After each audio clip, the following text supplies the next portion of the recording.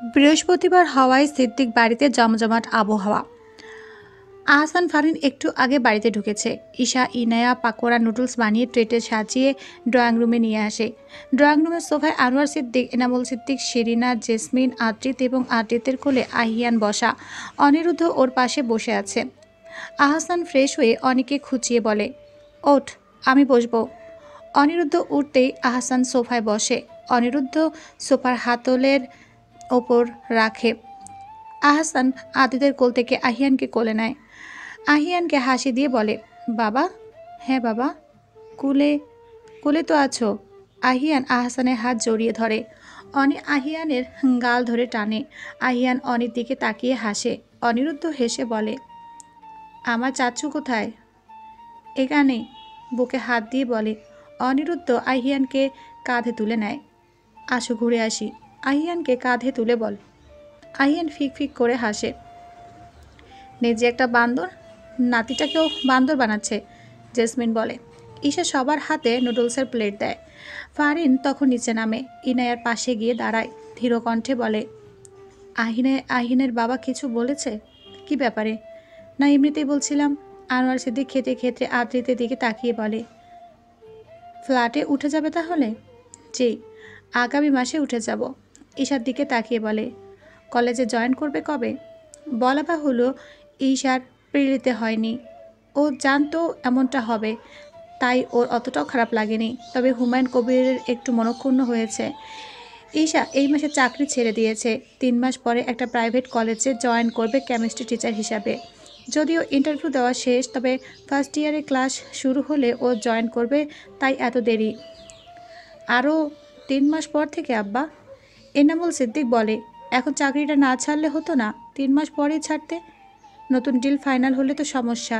Recent একটা কাজ শেষ হলো না, ওগুলো সব সাবমিট করে চাকরি ছেড়েছে। আহসান বলে, তাছাড়া চাচ্চু ফ্ল্যাটে উঠবো, ওগুলো গোছগাছ করতে হবে। কলেজে ঢুকবো, একটু পড়াশোনা করতে হবে, তাই ছেড়ে দিয়েছি। সময় কয়টা থেকে কয়টা? এনামুল সিদ্দিক বলে, সকাল 7:50 থেকে 1:25 পর্যন্ত ক্লাস। বাসায় ফিরতে ফিরতে 2টা 2:30 বাজবে। বাসা কাছেই না? জি। যাতায়াত করবে কিভাবে? শিরিনা বলে, ভাবছি লোকাল বাসে যাব, ডিরেক্ট থানার সামনে থেকে কলেজের সামনে।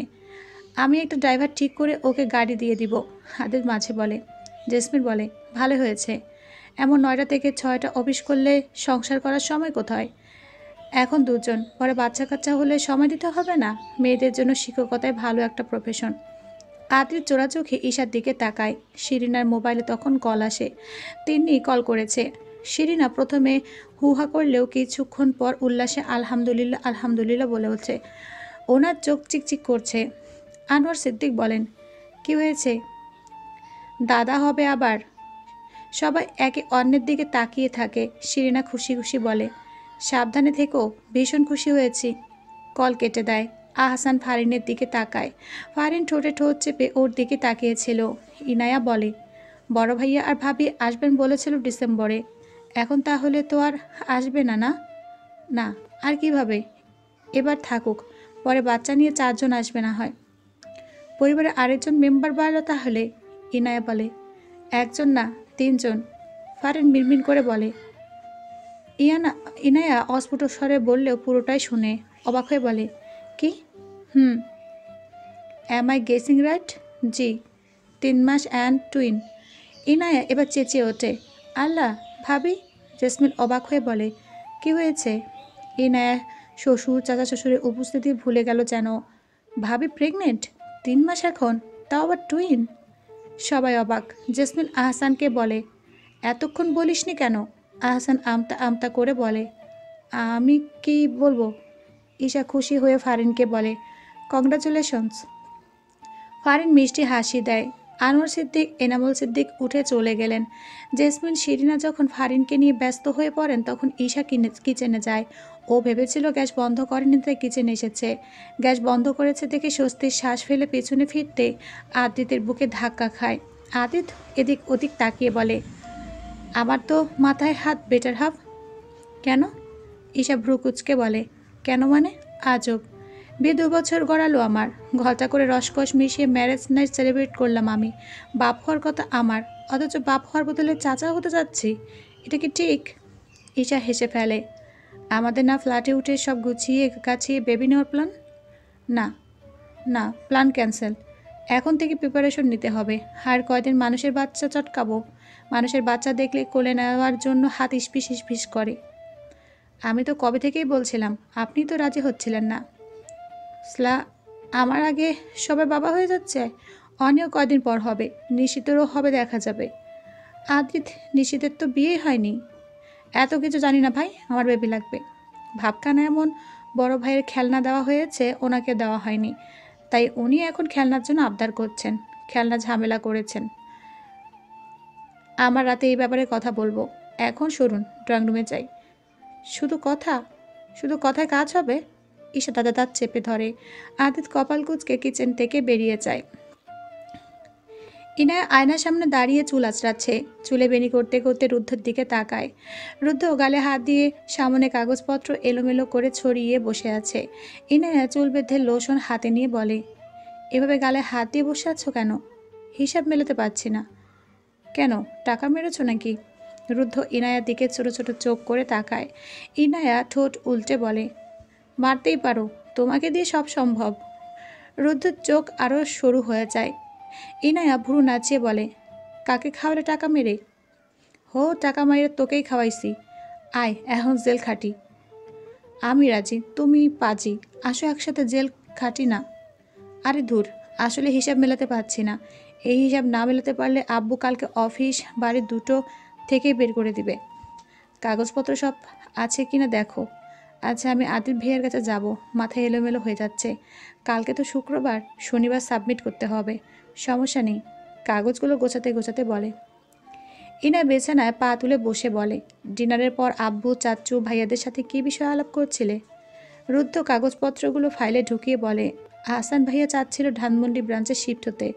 অবশ্য বড় চাচ্চু কয়েকদিন ধরে বলছিল, তো ভাইয়া এখন ভাবি আহিয়ান সহ একেবারের জন্য ধানমন্ডি চলে আসবে বলেছে। কিন্তু চাচ্চুই এখন ধানমন্ডি ব্রাঞ্চে আসতে নিষেধ করছে। কেন? বেডসাইড টেবিলের ওপর ফাইলটা রেখে বলে, উত্তরা ব্রাঞ্চে একটা ডিল রানিং চলছে। ভাইয়া ওটার কাজ ছেড়ে রেখে আসবে কি করে? যদি কাজটা হয়ে যায় তাহলে কোম্পানির অনেক লাভ হবে, তাই নিষেধ করে দিয়েছে। 2 মাস আগে আসতে রাজি হলেই হয়ে যেত। তখন রাজি না হলে এখন চাচ্ছে কেন? তাছাড়া ভাইয়া না 1 বছর আগে আপুদের ঠিক পাশের ফ্ল্যাটটা কিনলো, সেটার কি হবে? এখন তো চাচ্ছে ভাবির জন্য আহিয়ান প্লাস আরও দুটো। বুঝতে পারছো? আইসি। আম্মা তো ভাবিকে অনেক বকা দিয়েছে। কেন? আহিয়ান এখনও ছোট না? এখন আরেকটা নিতে গিয়ে দুটো হয়ে যাবে। টুইন সামলানো অনেক কষ্ট। আসলেই আহিয়ান বড় হলে নিতে পারতো। ইনায়া বালিশ ঠিকঠাক করে বলে, থাক বাদ দাও। রুদ্ধ মাথার নিচে হাত দিয়ে শুয়ে পড়ে। ইনায়া লাইট অফ করে শুতেই রুদ্ধ বলে, বিয়ে করতে হবে। কি? জলদি আরেকবার বিয়ে করতে হবে রে কোহিনুর? হোয়াট? ইনায়া চেঁচিয়ে বলে, কতদিন বিয়ে শাদী খাই না? তড়িঘড়ি করে বলে, এর আগে কি বলেছ? বিয়ে করতে চাও আবার? অবশ্যই। রুদ্ধ বাচ্চা। ইনায়া তাতে দাঁত চেপে বলে।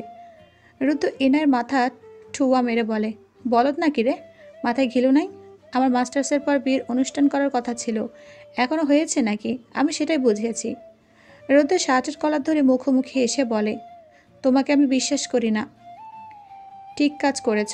আমার কলিগ একটা সেই সুন্দরী। সেই মানে সেই সুন্দর।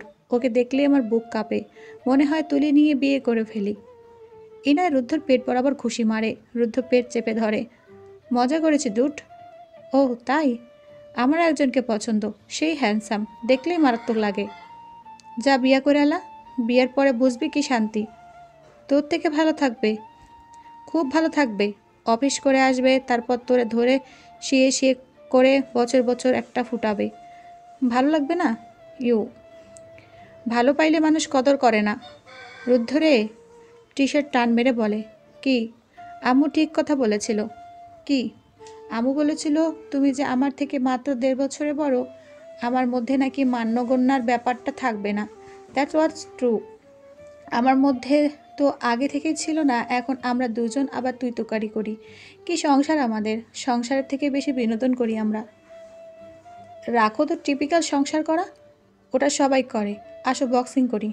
ইনায়া রুদ্ধর কলার ছেড়ে দেয়, দুদিকে মাথা নাড়িয়ে বলে, না ভাই, মাপ চাই। একবার এমন করে বালিশের কী অবস্থা করেছিলাম বলে গিয়েছো? পরে বালিশ ঠিক করাতে গিয়ে তো আমি বকা খাই। আমার মুখটা দেখলে বুঝতে। রুদ্র ইনায়ের কোমরে হাত রেখে বলে, মা গো, মনা এত ভালো হলে কবে থেকে? আমি শুরু থেকেই ভালো, সঙ্গদোষে একটু বাতিক হয়ে উঠেছি আর কি। কচু?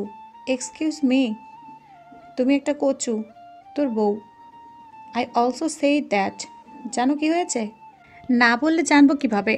আম্মু কল করেছিল, ফারিন ভাবির কথা বললাম, আপুর খবর আছে। কেন? আপুদের বিয়ে 2 বছর হলো না, এখনো বাচ্চা নিচ্ছে না দেখে আম্মু আপুর ওপর ক্ষেপে আছে। রুদ্ধ করো কোণে বলে, কিসে? আমাদের তো 3.5 বছরের বেশি চলছে, আমাদেরকে যে কেউ বলে না। আল্লাহ মাফ করুক, আপুকে আম্মু চরমভাবে ঝাড়ে রাত দিন। আমি চাই না আমার সাথে এমন কিছু হোক। আমি অনুষ্ঠানের বিয়ে করার আগে বাচ্চা নিব না, পরে দেখা যাবে বাচ্চা কোলে নিয়ে কবুল বলছি। ওটা আরও সুন্দর বিষয়। খুব বাসর করা লাগবে না, বাচ্চা থাকলে বাসর রাতে ডায়পার চেঞ্জ করতে করতে রাত পার হয়ে ফুরুত হয়ে করে চলে যাবে। বাসরের এত শখ কেন? ইহা একটি অতি প্রয়োজনীয় জিনিস। এনে ভেঙচি কাটে। রুদ্র বাঁকা হেসে বলে, আশু করি। কি বাসর? আহসান 11 নাগাদ রুমে ঢোকে। আহিয়ান ফারিনের বুকের উপর শুয়ে আছে। ফারিন চোখ বন্ধ করে আহিয়ানের পিঠে হাত বুলিয়ে দিচ্ছে। আহসান দরজা বন্ধ করে বলে, ফারিন। ফারিন চোখ খুলে তাকায়। হুম। আহসান বিছানায় বসে বলে, ওকে এভাবে আর ঘুম পারিও না, পেটে চাপ পড়লে কিছু হবে না। বেশি বুঝতে যেও না, দাও বিছানায় শুয়ে দেই। ফারিন বাধা দিয়ে বলে, থাকুক, আজকে সহজে ঘুমোতে চাচ্ছিল না, অনেক কষ্টে ঘুম পাড়িয়েছি, এখন নড়ালে উঠে যাবে। আহসান উঠে ওয়াশরুমে চলে গেল। 5 মিনিট পর বের হয়ে দেখে ফারিন আহিয়ানকে বিছানায় শুয়ে দিয়ে ওর বুকে আলতো করে চাপড় দিচ্ছে। আহসান লাইট অফ করে ফারিনের পিছনে শোয়, পিছন থেকে আলতো করে জড়িয়ে ধরে। আম্মা অনেক বকা দিয়েছে আজকে। আহসান হাত বাড়িয়ে আহিয়ানের হাত ধরে, ধীর কণ্ঠে বলে, কেন? আহিয়ান ছোট না, এখন আবার আরও 2জন মিসক্যারেজ। আহিয়ানের সময় সিজার, এখন আবারও সিজারই করতে হবে। দেখো শরীর সায় দেবে কিনা কে জানে। আমার তো ইচ্ছে করে নেইনি বলো। এখন চলে আসলে কি মেরে ফেলবো নাকি? তা না। আচ্ছা সেসব কথা বাদ দাও, যা হয় ভালোর জন্য হয়। আব্বাকে বলেছো ধানমন্ডি শিফট হওয়ার কথাটা? সম্ভব নয়। কেন? উত্তরা ব্রাঞ্চে একটা প্রজেক্টের কাজ চলছে, বলেছিলাম না তোমাকে, কোটি টাকার মতো লাভ হতে পারে। ওটা রেখে ধানমন্ডি ব্রাঞ্চে শিফট হওয়া যাবে না। আহসান অনেক এক্সাইটেড ছিল প্রজেক্টটা নিয়ে। এই প্রজেক্টের কাজ প্রপারলি হতে পারলে কোম্পানি টপ লেভেলে উঠে যাবে। ফারিন ধীর কণ্ঠে বলে, ধানমন্ডি ব্রাঞ্চে থেকে কাজ করতে পারবে না? হুম। তাহলে? তাহলে আর কি, আমি উত্তরা থাকবো, তুমি এখানে থাকবে। অফিসের কাজটাও হোক, ফ্ল্যাটের কাজটাও কমপ্লিট করে ফেলি, তারপর মা ছেলে বাচ্চাদেরকে নিয়ে একেবারে উঠবো। তুমি একা থাকবে? আমিও যাব। তোমাকে একা ফেলে আমি প্রতিদিন অফিসে গিয়ে শান্তি পাবো না ফারিন, কাজেও মন দিতে পারবো না। আহিয়ান ভালোই চুপচাপ দুষ্টুমি করে এখন। তুমি 2 দিন পর পর অসুখ হয়ে পড়ো, কে দেখবে? সুমাইয়া আপু সতর্কতা অবলম্বন করতে বলেছে, মনে নেই? তুমি আর 10টা নর্মাল মাদার না, তোমার মিসক্যারেজের চান্স এক্ষেত্রেও আছে। রিস্ক নিতে চাই না আমি। কিন্তু তুমি, আমি প্রতি বৃহস্পতিবার চলে আসব। ফারিন আহসানের দিকে ফিরে ওকে জড়িয়ে ধরে, বুকে মুখ গুজে বলে, বলেছিলাম না আমার লাইফে প্ল্যান মতো কিছুই হয় না। যেভাবে আমাকে বিয়ে না করার প্ল্যান করেছিলে। ফারিন আহসানের গলা জড়িয়ে ধরে রাখে। আহসান চোখ বন্ধ করে ফারিনের পিঠে হাত বুলিয়ে দেয়, ধীর কণ্ঠে বলে, আমি আমার প্রতিটা সন্তানকে সুস্থ দেখতে চাই। নিজে সাবধানে থাকবে, আহিয়ানকে সামলে রাখবে। পেটে হাত রেখে বলে, ওনাদেরকেও সাবধানে রাখবে। আনএক্সেপ্টেড হলেও আমি ভীষণ খুশি, যে যাই বলুক, খালি মা সহ বাচ্চারা সুস্থ থাকুক এটাই চাওয়া। আদিত কাত হয়ে শুয়ে ফেসবুক স্ক্রল করছে। ঈশা শাড়ি পাল্টে জামা পরে ওয়াশরুম থেকে বের হতে আদিত মোবাইলে চোখ রেখেই বলে, তোমার কল এসেছিল? কে কল করেছে? দেখিনি। ঈশা ড্রেসিং টেবিলের উপর থেকে মোবাইলটা নেয়। আফিয়া সুলতানা ভিডিও কল করেছিলেন। ঈশা বিছানা বসে কল ব্যাক করে। আফিয়া সুলতানা কল রিসিভ করতেই বলেন, ইনু তো আমাকে একটা খবর দিল। ঈশা ভ্রু কুচকে বলে, কী খবর? তোর মেজো যায় নাকি বাচ্চা হবে? জি।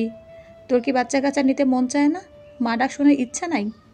ঈশা চোখ বন্ধ করে শ্বাস ফেলে বলে, আম্মু প্লিজ এটা নিয়ে এখন ঘ্যান ঘ্যান করো না। আমি ঘ্যান ঘ্যান করে বেয়াদব? বিয়ে হয়েছে কয় বছর? হ্যাঁ, সময় হলে নিব আম্মু। সময় হয়নি এখনো। বয়স কত তোর? 40 পার হলে বাচ্চা নিবি? আজকালকার মেয়েরা কত সমস্যা দেখা দেয়। অল্প বয়সী মেয়েদেরই বাচ্চা হয় না। তুই তো দামড়ি। এই, তোর কি কোনো সমস্যা টমস্যা আছে? আদিত হেসে ওঠে। ঈশা ঘাড় বাঁকিয়ে রাগে চোখে তাকায়। আদিত ঠোঁটের কাছে আঙুল ঠেকিয়ে রেখে মোবাইলের দিকে তাকায়। আফিয়া সুলতানা বলেন, কি হলো, কথা বলছিস না কেন? কি বলবো? কি বলবি মানে? এতক্ষণ আমি কি বললাম?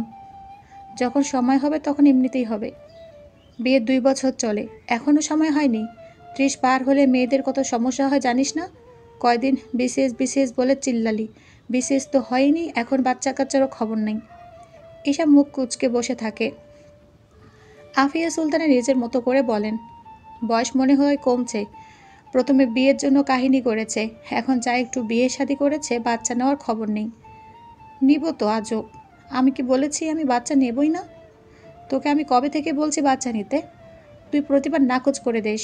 তোরে তো ইচ্ছা নাই, জামাইয়েরও নিশ্চয়ই বলে, তুই শুনিস না? আমার থেকে তুমি বেশি জানো? তুই কেমন আমি জানি না? আমি তোর পেটে হয়েছি না তুই? তুমি আমার পেটে হলে আমি এমন খ্যাঁকা করতাম না। আমি তো খ্যাঁকি করি। ভালো কথা বললে এখন বিষের মতো লাগে। যখন মা হবি তখন বুঝবি। ঠিক আছে, মা হলে বুঝে নেব। লক্ষণ কোথায়? যে হারে মোটা হচ্ছিস, এমন হলে বাচ্চা নেওয়া লাগবে না আর?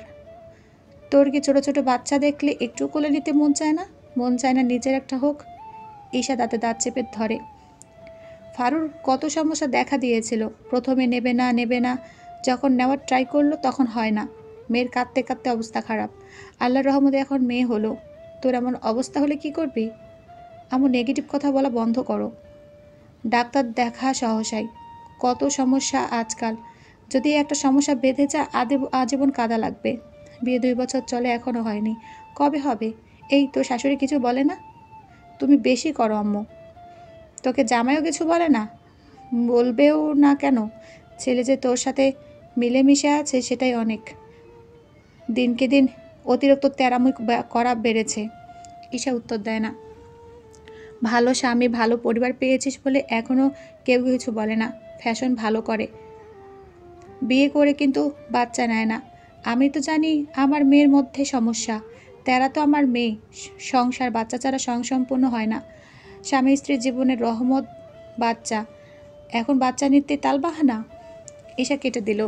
মোবাইল বন্ধ করে ছুঁড়ে মারে। রাগে মুখ লাল হয়ে আছে। রাগে ফোঁস করতে করতে নিজের মতো বলতে লাগলো, সংসারে খেতা পড়ি, বিরক্ত লাগে। যেদিকে চোখ যায় ওদিকে চলে যাব। সংসার তো করি না, ধৈর্যের পরীক্ষা দিই। ব্যঙ্গ করে বলে, মেয়ে থেকে মেয়ের জামাই ভালো। এত বদমিশ লোক পেলে বুঝতো। বাপ ভালো, বাপ বাপ করে বলে তুলে দিত।